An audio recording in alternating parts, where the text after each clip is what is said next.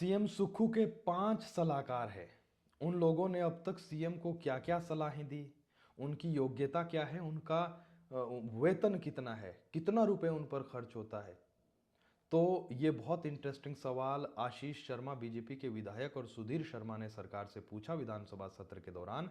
और जो जवाब आया है वो उस दौर में आया है जब आर्थिक स्थिति खराब होने का हवाला दिया जाता है। और ऊपर से कल जोगिंदरनगर से बीजेपी विधायक राणा ने बहुत महत्वपूर्ण बातें कही। कहा कि अगर आपके पास पैसा नहीं है, आर्थिक स्थिति खराब है, तो फिर खर्चे कम कीजिए।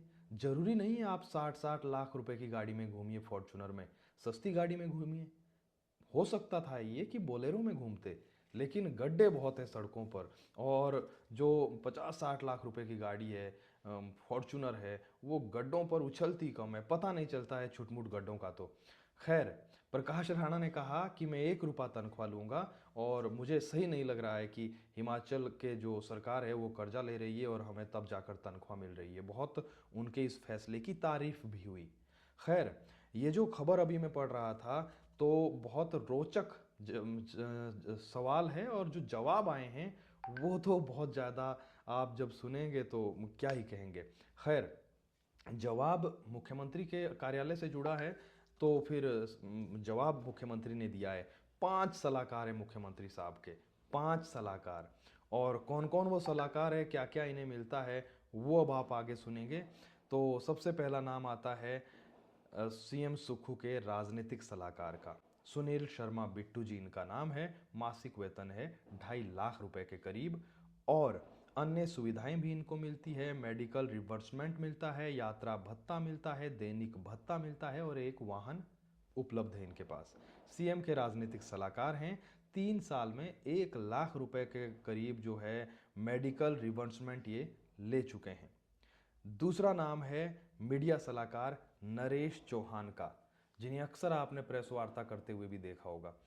इनका मासिक वेतन भी 2.5 लाख रुपए है और 20,000 रुपये इन्हें मासिक आवास भत्ता मिलता है। इसके अलावा यात्रा भत्ता, दैनिक भत्ता और वाहन अलग से है इनके पास। फिर आते हैं सीएम के इंफ्रास्ट्रक्चर सलाहकार अनिल कपिल। उनका मैं पहली बार नाम सुन रहा हूँ, मुझे तो पता ही नहीं था। इनका नाम है अनिल कपिल। इनका मासिक वेतन 2,31,000 रुपये के करीब है। मेडिकल बिल के रूप में 3 साल में इन्होंने 29,000 के करीब पैसे क्लेम किए हैं। वाहन की सुविधा भी इनके पास है। चौथा नाम है प्रधान सलाहकार राम सुभग सिंह। ये हिमाचल के मुख्य सचिव रह चुके हैं और 1.5 लाख रुपए मासिक वेतन है इनका। यात्रा भत्ता, दैनिक भत्ता, वाहन मिला हुआ है। और राम सुभग साहब ने 63,000 के करीब मेडिकल बिल रिवर्समेंट के लिए ले लिए हैं।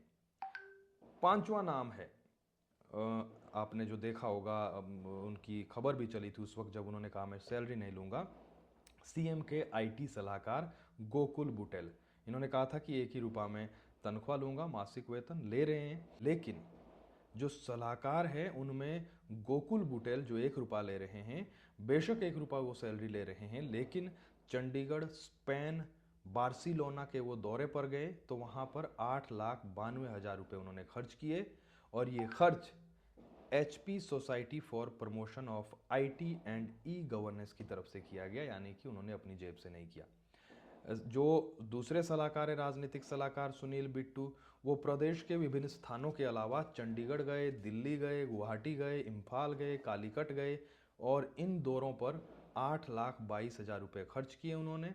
नरेश चौहान के जो दौरे रहे होंगे उन्होंने 92,000 रुपये खर्च किए। राम सुभग सिंह ने विभिन्न दौरों में 4,95,000 रुपये से ज़्यादा खर्च किए। इसके अलावा क्या क्या इन लोगों ने सलाहें दी, उसका जवाब आप सुनेंगे तो आप देखिए कि इन सलाहकारों ने सीएम सुक्खू के नेतृत्व वाली कांग्रेस सरकार को कौन कौन सी सलाहें दी। तो इसका ब्यौरा नहीं दिया गया है। बताया गया है कि सारी सलाहें मौखिक होती है, यानी कि लिखित रूप से कोई सलाह नहीं देता है। सलाहकारों के प्रदेश और प्रदेश से बाहर के दौरों पर भी लाखों रुपए खर्च हुए हैं। ये जानकारी विधानसभा सत्र के दौरान सामने आई है। आप क्या समझते हैं इस पर? हंसेंगे या फंसेंगे? कमेंट करके जरूर बताएं।